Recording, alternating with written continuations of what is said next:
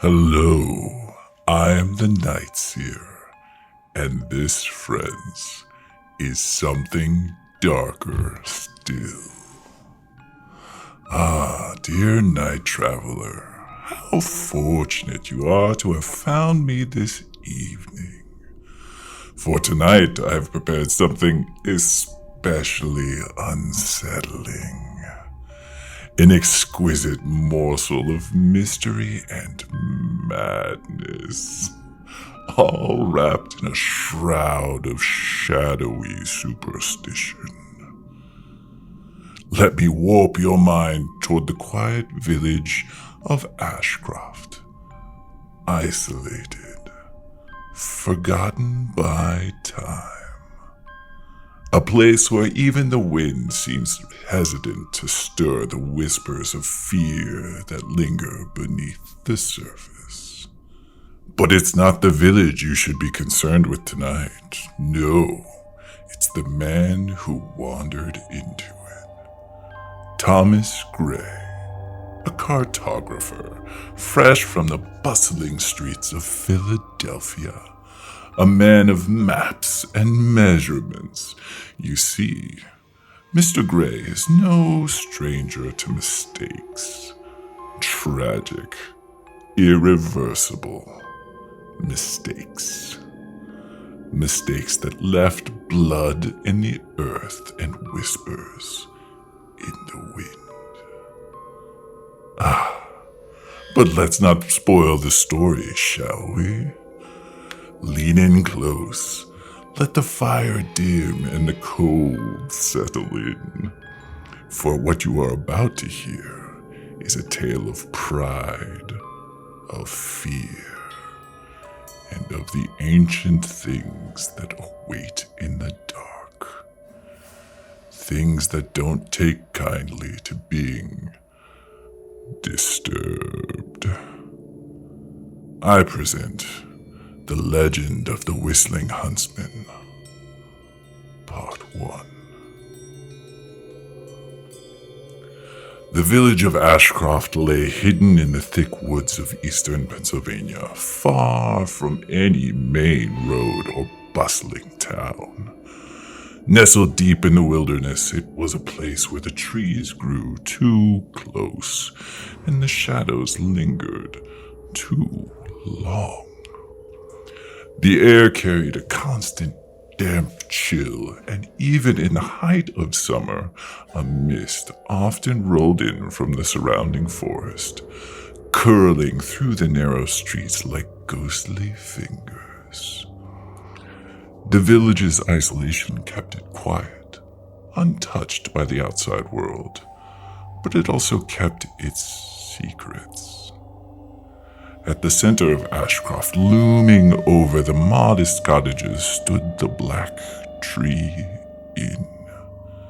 The inn was named for the twisted, massive tree just outside its doors, its gnarled limbs reaching skyward as if pleading for mercy.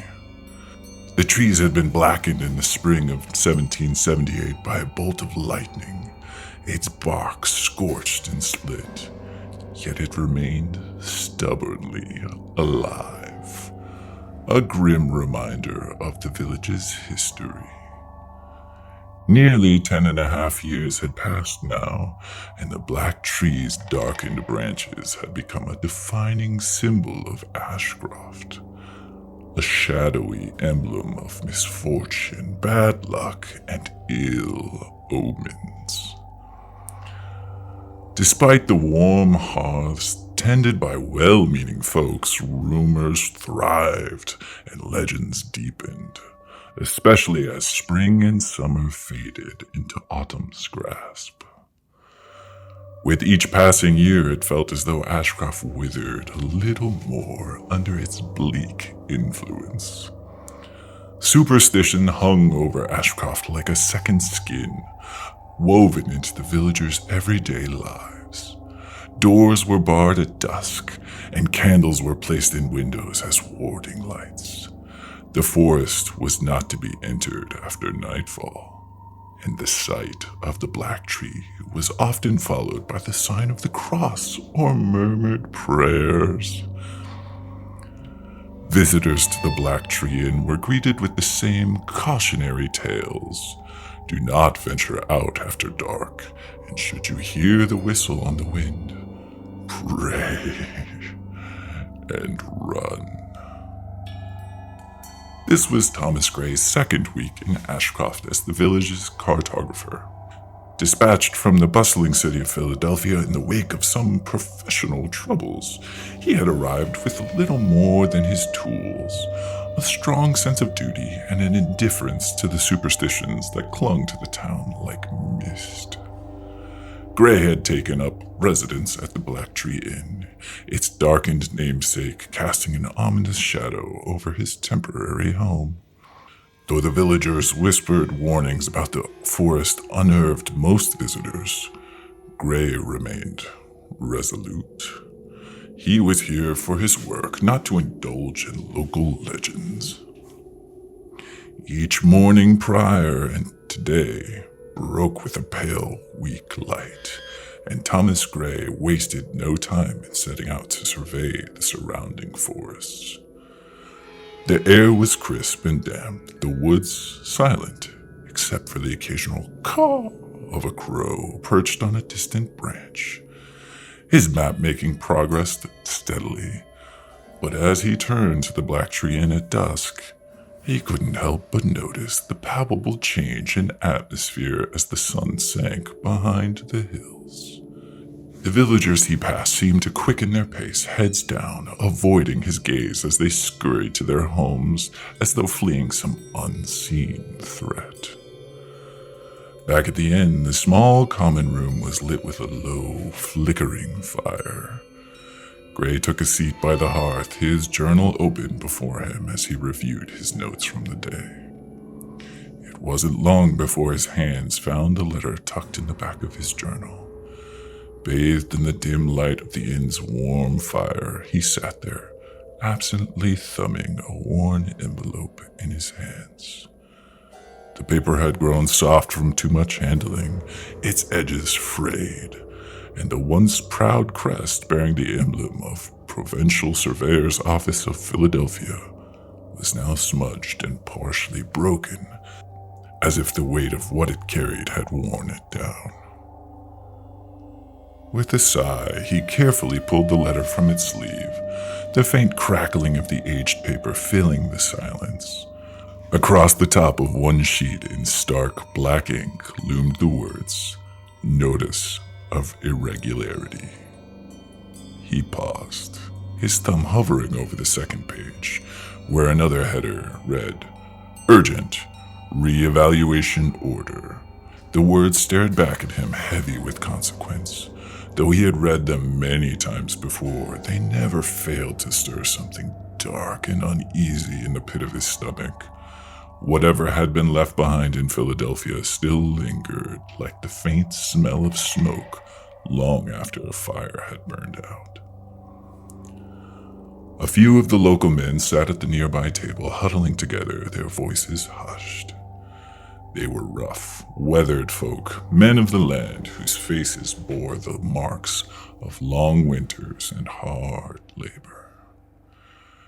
Gray wasn't paying much attention to their conversation at first, but as the fire crackled and their voices lowered to an almost conspiratorial whisper, something caught his ear. "I heard it again last night," one man said, a tremor in his voice. "The whistle, clear as day." "Same as always, isn't it?" the other replied, glancing nervously over his shoulder.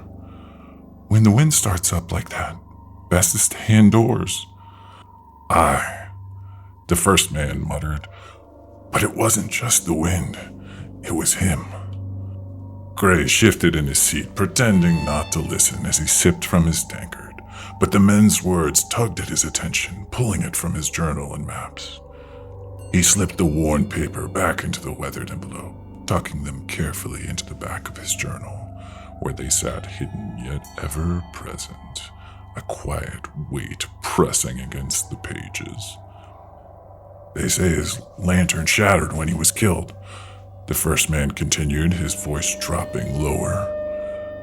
The fire caught his cloak, burned him right there in the woods, left him twisted, broken.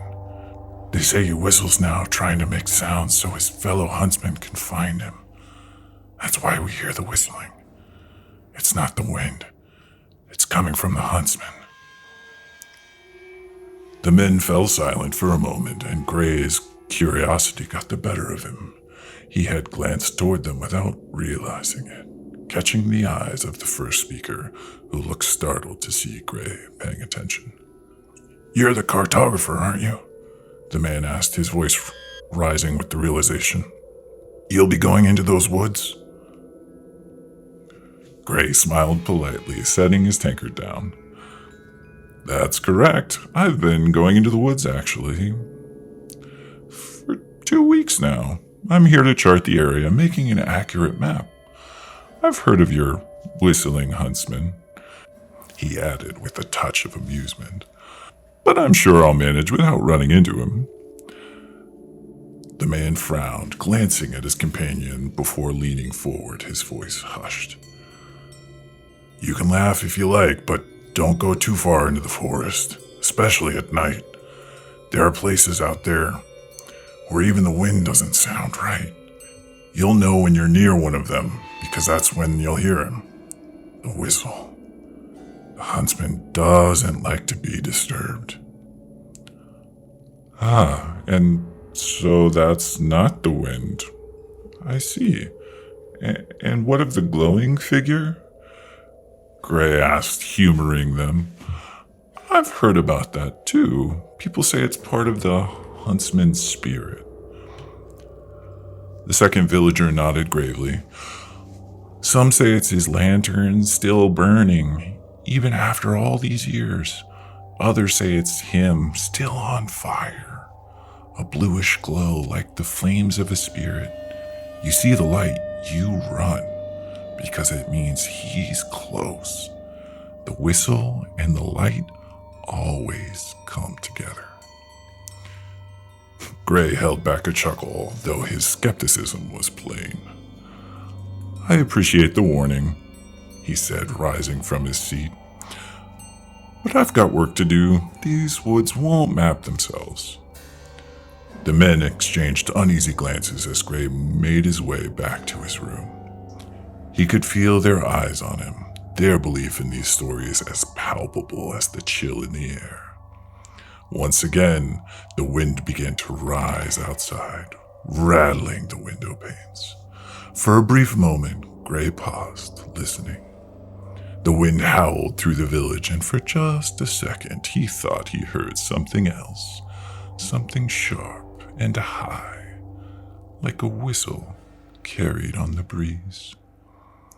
He shook his head, brushing it off. A trick of the mind, he told himself.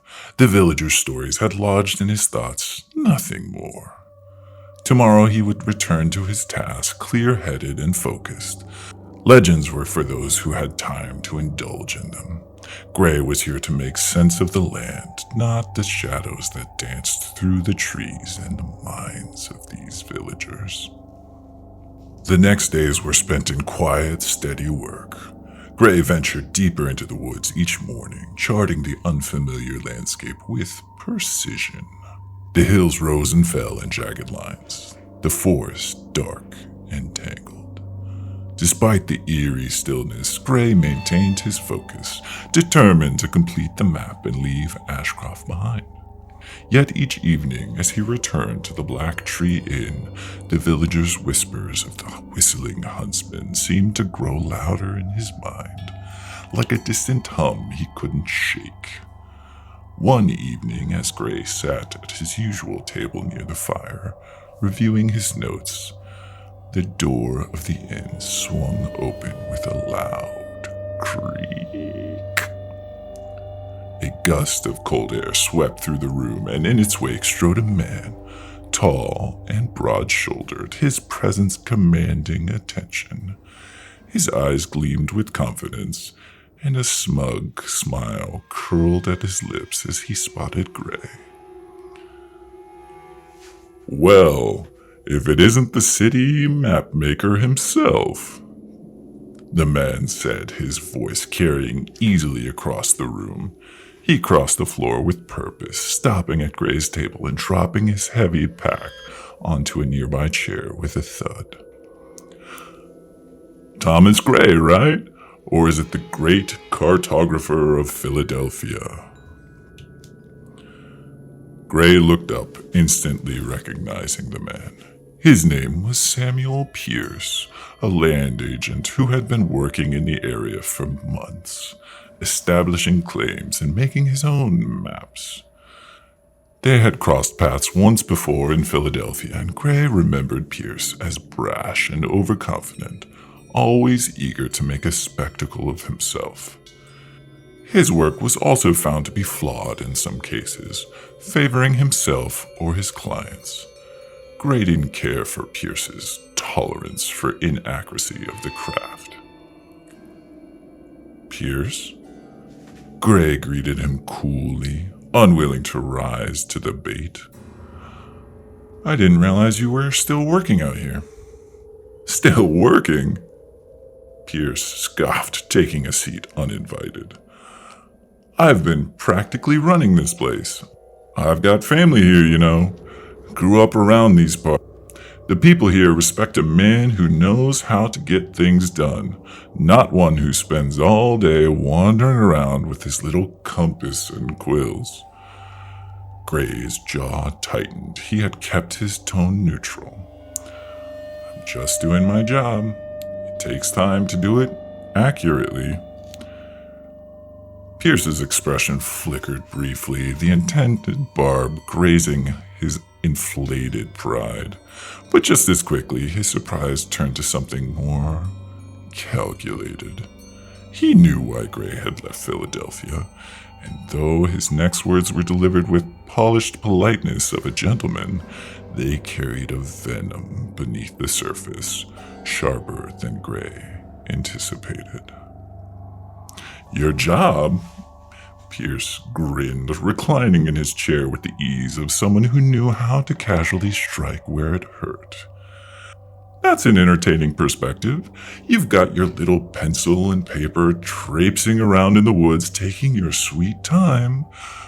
But out here, real men, the ones who actually make a difference, don't have the time you seem to.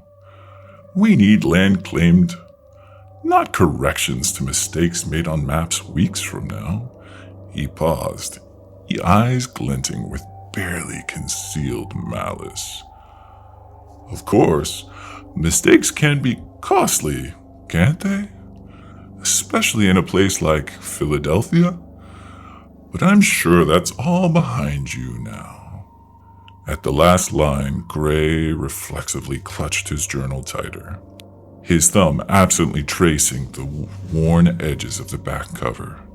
It wasn't the same as feeling the envelope and his letter beneath his fingers, but for the moment it sufficed. Before Gray could respond, the conversation was interrupted by the arrival of a young woman carrying a tray of tankards to the nearby table.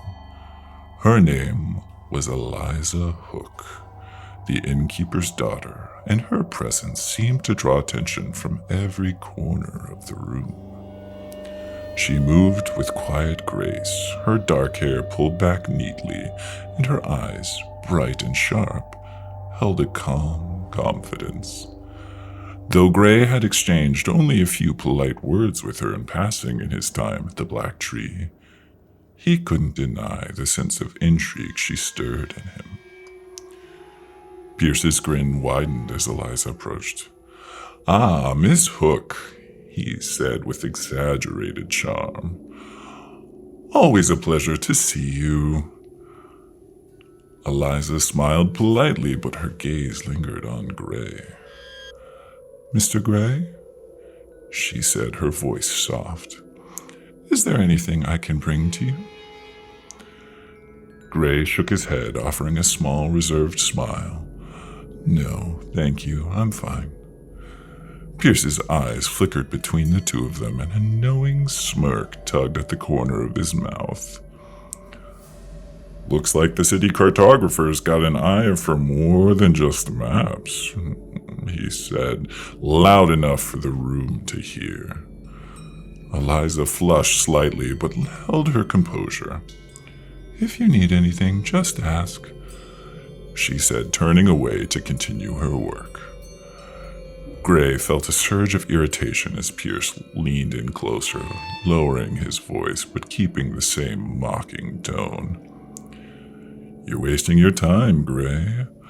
A woman like her doesn't care about a man who spends his day scribbling in a journal at a snail's pace.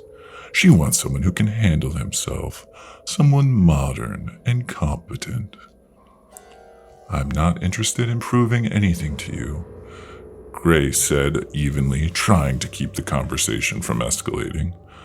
I'm here to do a job, not compete for anyone's attention. Pierce chuckled. No need to be modest. We all know you've taken a liking to her, but let me give you some advice, city boy.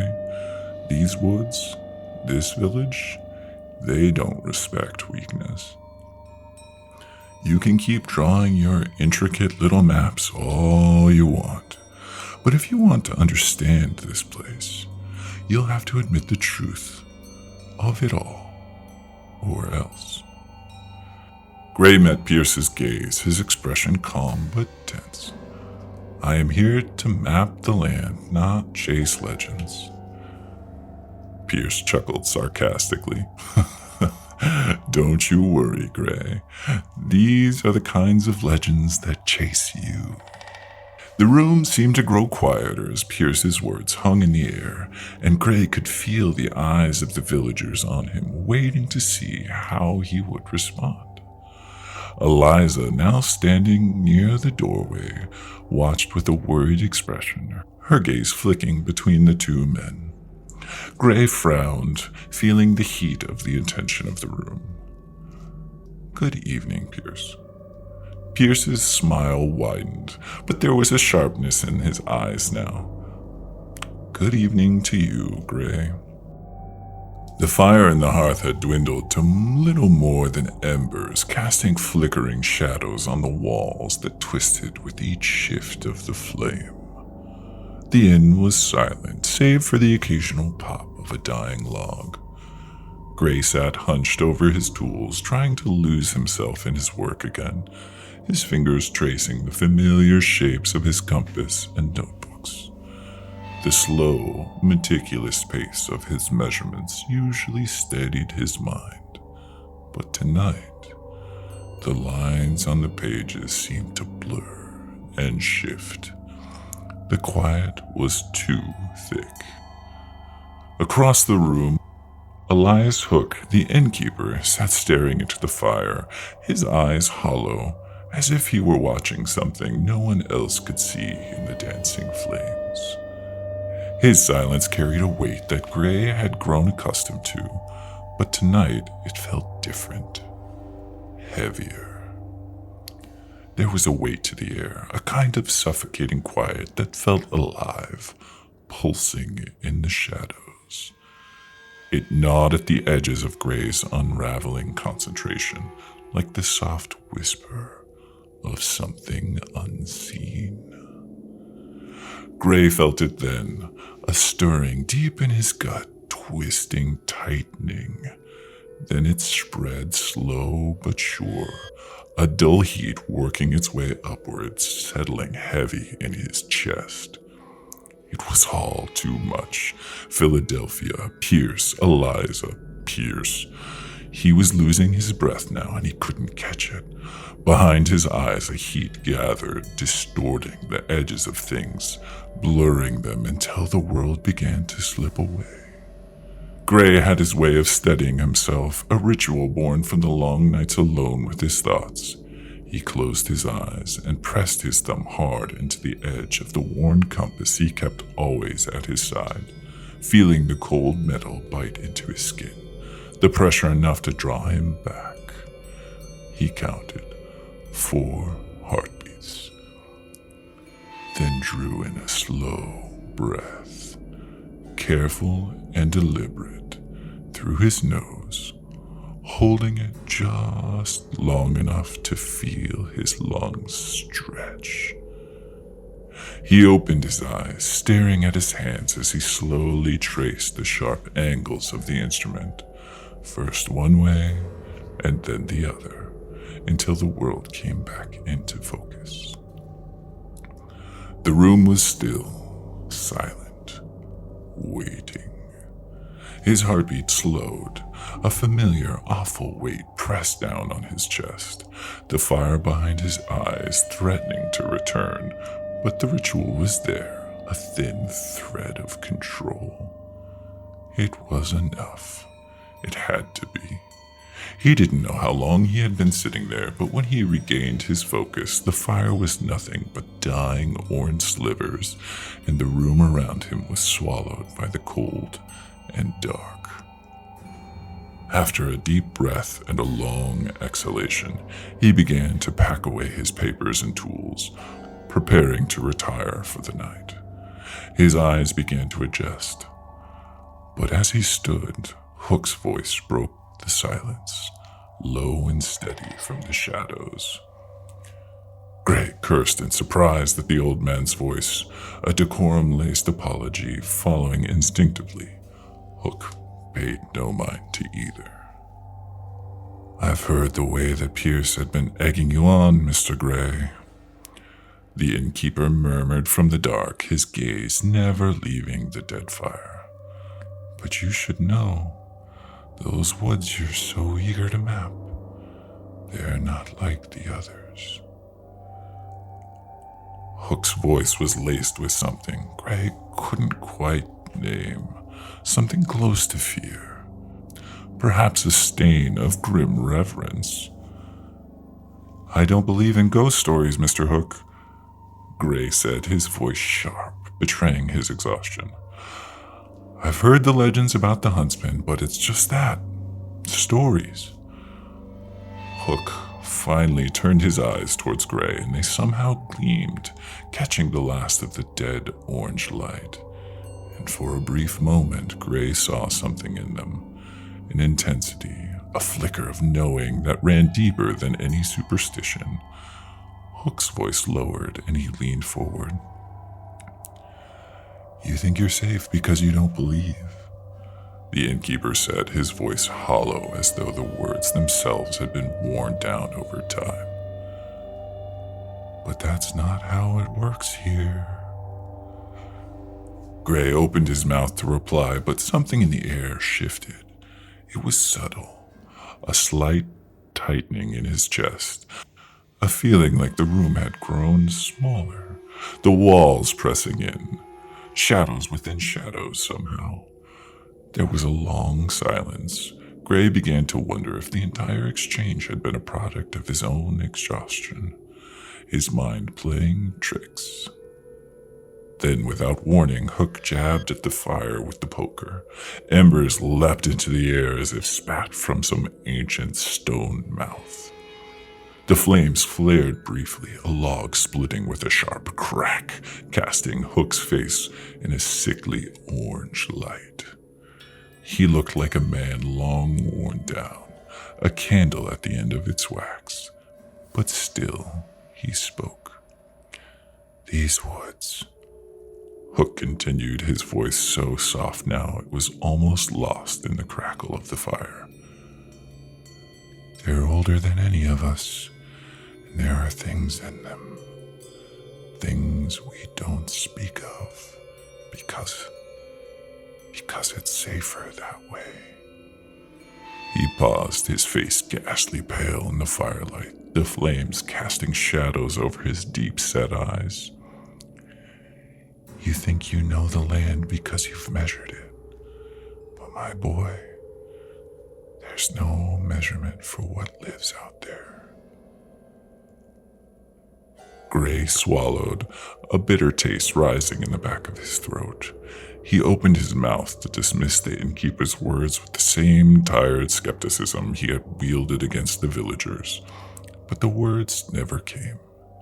Instead, he found himself standing in the quiet, staring at the way the light from the fire seemed to bend around the innkeeper, casting him in an odd half-light.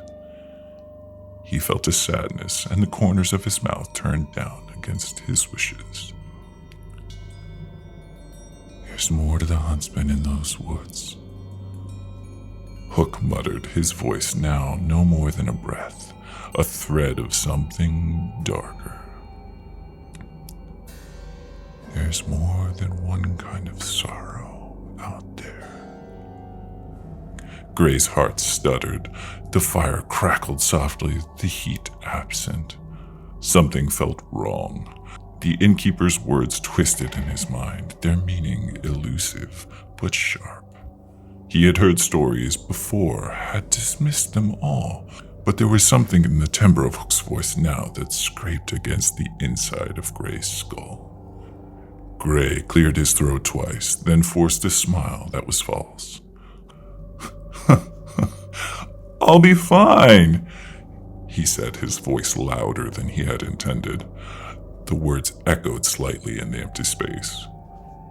"Really?" Hook said nothing, only watched Gray with those dark, knowing eyes. Gray forced himself toward the stairs, each step feeling heavier than the last. The shadows at the edge of the common room seemed to shift, trembling as if stirred by something unseen, and he couldn't shake the feeling that he shouldn't turn his back on them. As he climbed the creaking steps, a low, eerie whistle cut through the silence, trailing behind him. Something stirred within him, irritation, unease, and he turned, ready to scold the old man for such childness, but Hook was gone. Gray paused, his eyes sweeping the now empty common room, a chill creeping over him.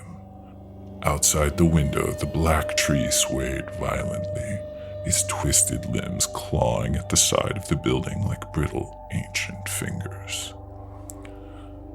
"It's just the wind," Gray muttered, his voice betraying him with a crack. He hurried up the stairs, not daring to look back again. The week passed quietly as the town prepared for its autumn celebration, which, to Gray's surprise, the skittish villagers took very seriously. Through bits of conversation and a hesitant question to Eliza, Gray learned that the gathering at the Black Tree wasn't just for festivities, it was for safety. It was for safety. Everyone feared what might come on the approaching night, though no one dared call it All Hallows Eve. Gray didn't need to ask to understand why. The night of the celebration arrived with a chill that seemed to settle deep into Ashcroft. The morning fog lifted briefly before cloaking the village once more, but it did little to dampen the villagers' spirits. This was their night, where celebration pushed back against superstition and whispered tales gained strength in the telling, turning fear into a shared, controlled myth as they passed from one villager to the next. The Black Tree Inn, adorned with lanterns and autumn garlands, was alive with warmth and laughter. Gray, tired from mapping the eastern ridge, couldn't help but be drawn in by the energy as the village came alive with song and shared stories. He took a seat at one of the long wooden tables near the fire, his notebook tucked under his arm, intending to simply observe. The warmth of the room was a welcome reprieve from the cold outside, and the smell of roasted meat, fresh bread, and mulled cider filled the air. Around him, villagers exchanged smiles, clapped each other on the back, and raised their cups in celebration of the night ahead. But there was something else beneath the merriment, something deeper and quieter. A sense that tonight, of all nights, the veil between the living and the dead was at its thinnest. As the evening wore on, the room grew louder and the first of the night's stories began. Gray had even put his notebook down, tucked away in a shadowy corner. An older man, hunched with age and wrapped in a thick woolen cloak, stood by the fire, a mug in hand. He cleared his throat, drawing the attention of the crowd.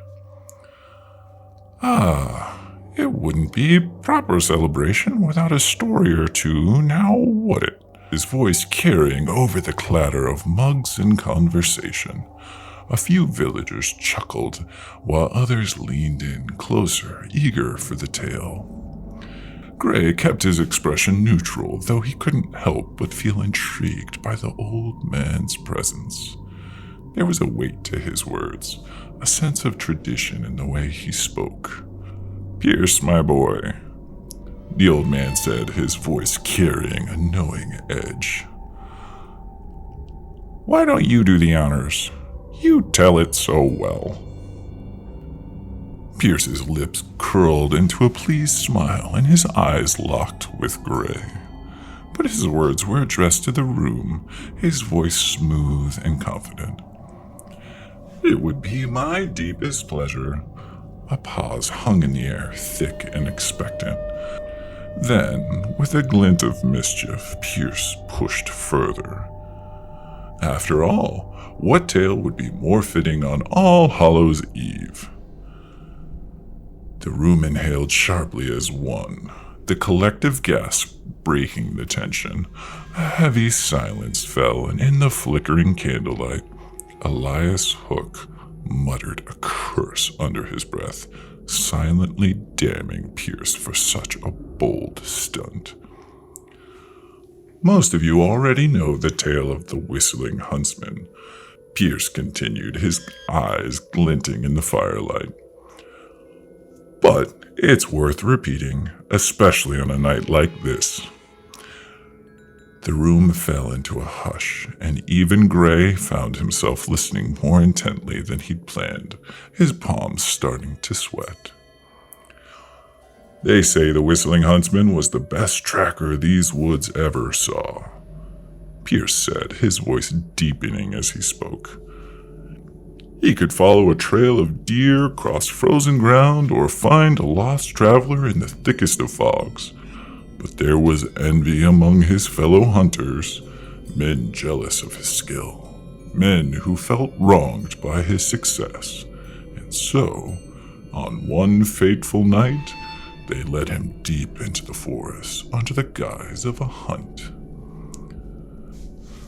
The villagers nodded in agreement, some mouthing the words along with the storyteller. It was clear that this legend was a part of their shared identity, passed down from one generation to the next. "They turned on him," Pierce continued, his voice grim. "Shot him down, riddled him with bullets, and left him to die in the woods. His lantern was shattered and the oil spilled across his body. When the flames caught, they say the fire consumed him, twisting him beyond recognition. And as he lay there, dying, the wind began to whistle through the holes in his burnt and broken body."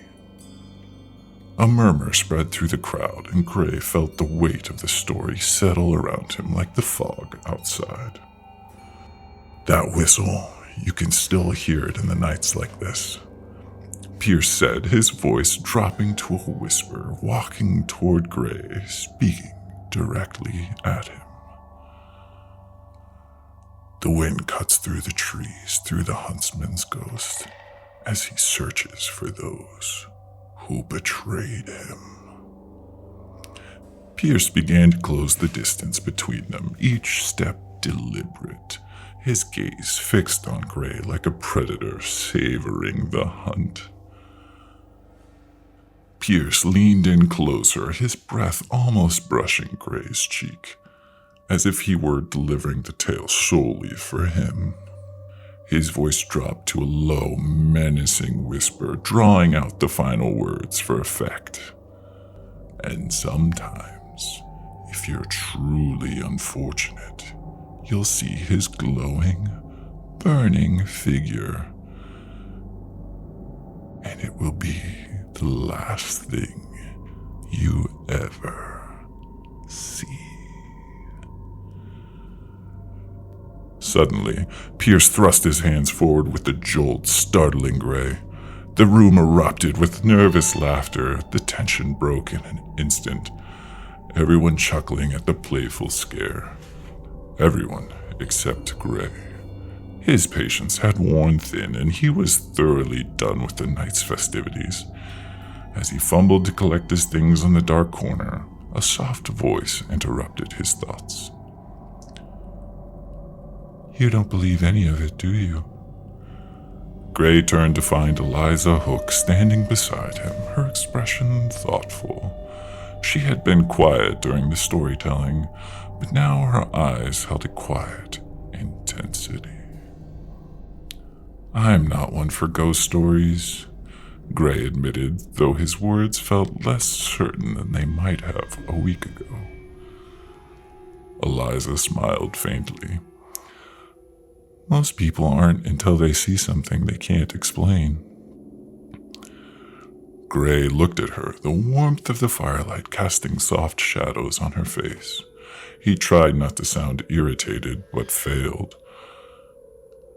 "Have you seen it? This flaming huntsman whistling in the woods?" Eliza hesitated. Her gaze drifted out towards the forest. "I've heard things, seen things that don't make sense, but I don't know if it's the huntsman's ghost or something else entirely." "Be careful," she said quietly. "The woods aren't always what they seem, and not everything that wanders out there is part of a ghost story." It wasn't just Eliza's words that held Gray back from retiring to his room. It was the brief moment of being close to her, hearing something beyond the usual exchange between an innkeeper and a patron.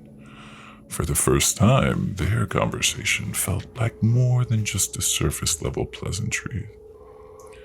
As he lingered in the dim light of the common room, there was a possibility she might speak to him again. But she didn't. As the night wore on and the festivities continued, Gray found himself unable to shake that feeling that, for all his skepticism, the woods were watching. And as All Hallows Eve deepened into All Hallows Night, he couldn't help but wonder if he, too, would hear the wind whistle through the trees the way the others described before his time in Ashcroft was done. Eventually, as the libations began to simultaneously dull and amplify the festivities, Gray found himself sitting by the fire, missing home, and feeling hungrier and more sober than he'd like. It was then that the fairly intoxicated Pierce moved through the more sedate crowd, grabbing a mug of ale as he approached Gray, his voice carrying above the dulling noise of the room. "Well, look who's still sitting by the fire, nice and cozy," his tone dripping with mockery and more than a few pints. The room quieted slightly as Pierce's words, a few villagers turning their heads to watch the interaction. Gray felt their eyes on him, the tension in the room growing. Eliza stood near the bar, her hands frozen in the act of clearing mugs. Her eyes flickered between the two men with worry. Pierce loomed over Gray, his ale-reeking breath hot against Gray's face, was clinging to the back of his chair like a gargoyle cast in the flickering firelight. His eyes gleamed with mischief, his voice a low, taunting hiss. "What's the matter, Gray?" Pierce sneered. "Feeling homesick? Your precious Philadelphia a long way off, after all? Or are you feeling behind on your sluggish mapping? Or have concerns about accuracy? I know that's been a problem in the past. I am feeling quite well, thank you, Pierce. Gray replied evenly, refusing to take the bait. Unlike some, I don't need to constantly attempt to prove my competence, he muttered under his breath, especially not in a place like this. The words slipped out before he could stop them, regret hitting him immediately. Gray silently hoped the drunken Pierce hadn't caught it, but Pierce let out a loud, exaggerated laugh, taking a swig from his mug before slamming it down near the fireplace, spilling libations across the floor. Oh, really? And what exactly do you mean by that little remark, Gray? His voice narrowed and the humor gone. You know what? I'm tired of your sly insults, veiled as they are. Gray had taken the bait, and he cursed himself under his breath for it. He opened his mouth to respond, but Pierce was already turning to the room, addressing the gathered villagers as though Gray had leveled the insult against each one of them personally. Look at him, Pierce called out, his voice rising above the murmurs. The great cartographer from Philadelphia, turning his nose up at all of you. At your stories, your traditions. He thinks we're just a bunch of dull country folk, doesn't he? Believes he's above all of this, that he knows better than the rest of us. Gray felt the weight of the room's attention shift toward him, the flickering firelight casting long shadows on the faces of the villagers. He caught a few uneasy glances, the mood growing tenser by the second. If you don't believe any of it, Pierce continued, his voice gleaming with mischief, why not prove it? Show us. Show us simple, superstitious country folk that the woods hold nothing but trees and wind. Venture out there, show us how much you don't care about the legends. Gray's heart pounded in his chest. He hated it, but the idea of venturing into the woods, especially on this night, sent a chill down his spine. He had already felt the weight of the villagers' stories pressing on his mind, but now, with every eye on him, he felt trapped. He swallowed hard, trying to keep his voice steady. And what's your interest in this, Pierce? Gray asked, attempting a casual tone. Why don't you go yourself? It was a thin attempt to deflect, and Pierce saw through it instantly. Most everyone did. Pierce's grin widened, the firelight casting a wicked gleam across his teeth. I'm not the one stuck in Ashcraft trying to scrub the stain off my reputation. That's you, Gray.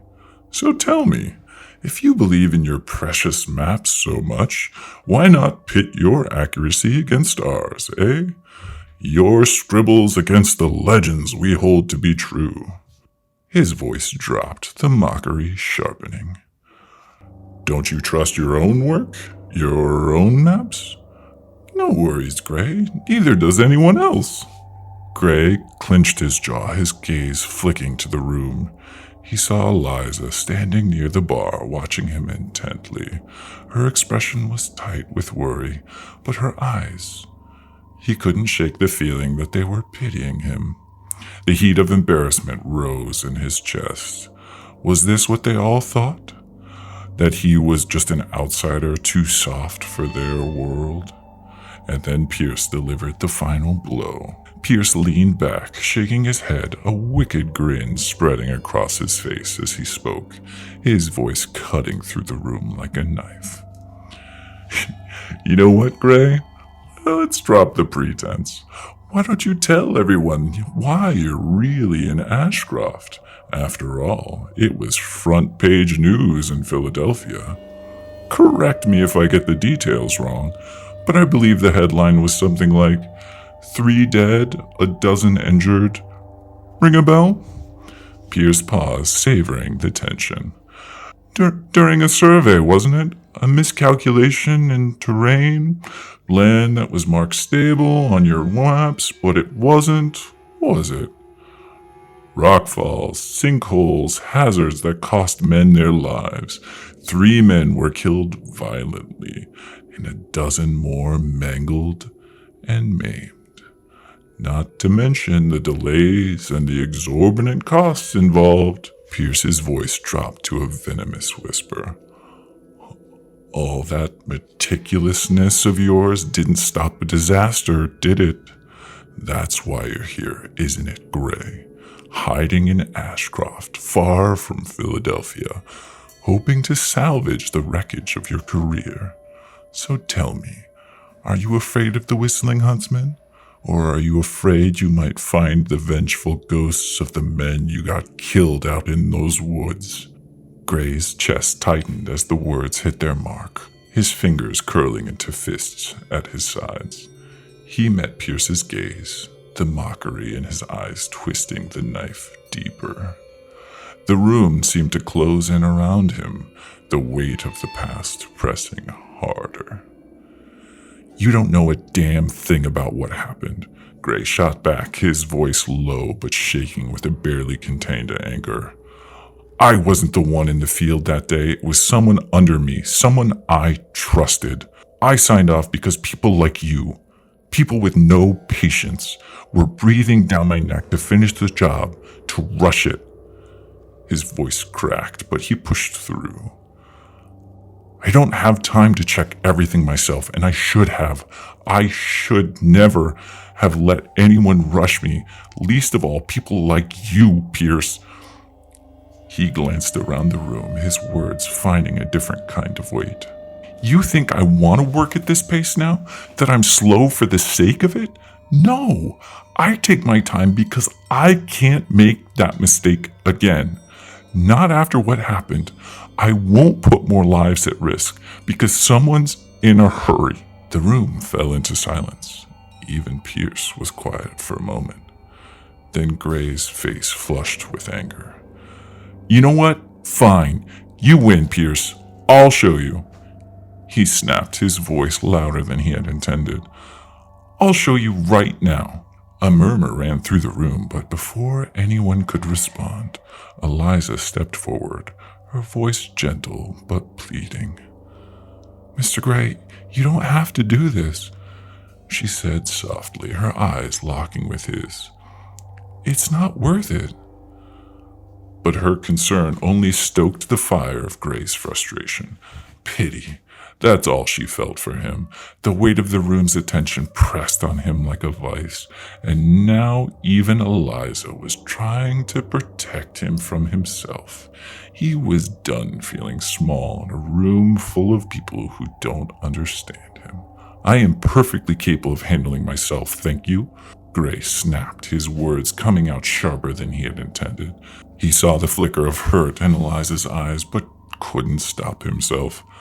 I don't need a barmaid's pity. The moment the words escaped his lips, regret slammed into him like a blow to the chest. But instead of softening him, the regret only seemed to stoke the fire of his anger. Pierce raised his mug, grinning widely, the mock salute clear in his gesture. Well said, Gray. We'll all be waiting here when you get back. The villagers whispered among themselves, their hushed conversation mixed with the crackle of the fire. Gray grabbed his things, his hands trembling with a mixture of anger and adrenaline.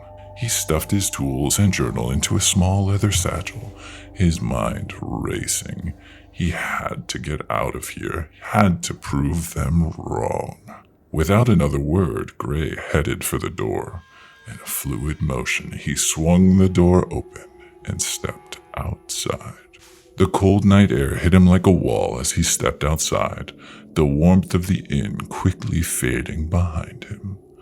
The dark silhouette of the black tree loomed overhead, its twisted branches rising against the night sky like something out of a nightmare. The wind stirred the leaves, making the branches creak, unnervingly.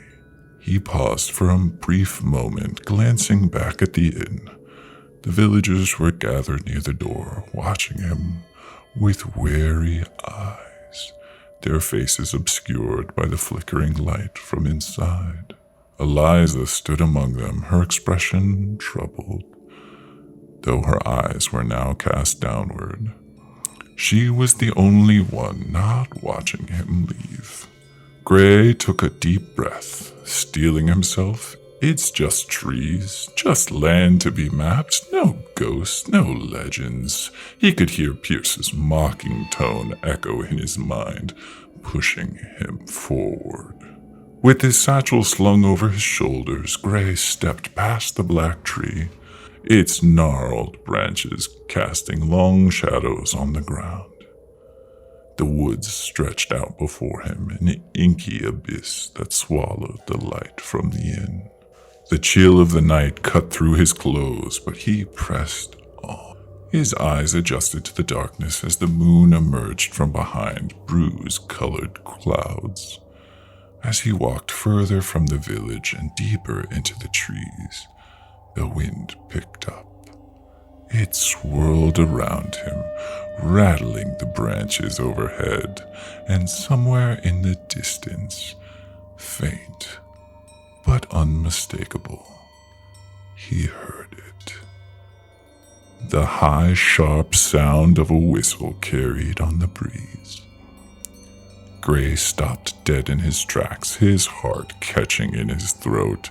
He stood still, listening, the weight of the forest pressing down on him. It was just the wind. Just the wind. He clenched his fists, forcing himself to move forward. The villagers were watching. Pierce was watching. Eliza was not watching. He felt a pang of hurt in his heart, but he wouldn't be made a fool of. Not tonight. As Thomas Gray, cartographer from Philadelphia, ventured deeper into the suffocating darkness, the whistle didn't fade. Instead, it grew sharper, twisting through the trees, rising and falling with the wind like a ghostly breath. An awful, ghastly shriek.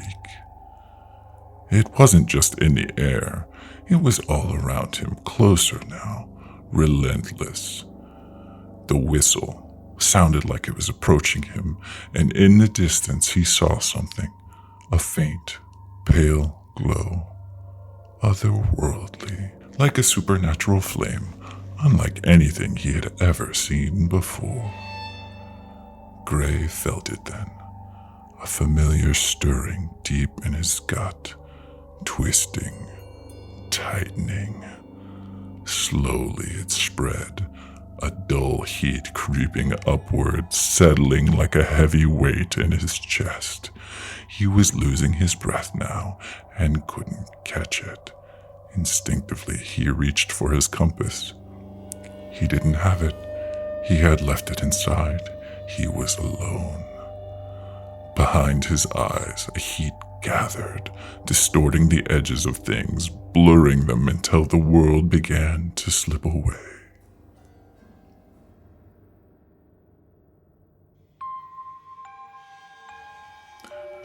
And that, Night Travelers, is all I can share of Thomas Gray and the Whistling Huntsman. For now, that is. I can sense your curiosity. So many questions swirling around in your mind. But beware, curiosity is a treacherous thing, especially in a place like Ashcroft. Will Thomas Gray face his past in the dark woods, or perhaps something far worse?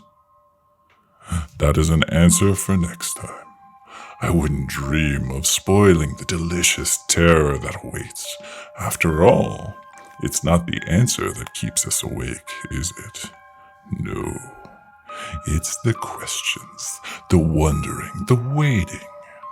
Which reminds me, I have to ask, As you listen closely, can you hear the whistle too? Because I can, and it's right outside your window. So until we meet again, until the shadows grow just a little too long, and the familiar starts to feel oh so strange, remember, there's always something darker still, and rest assured, I'll be watching.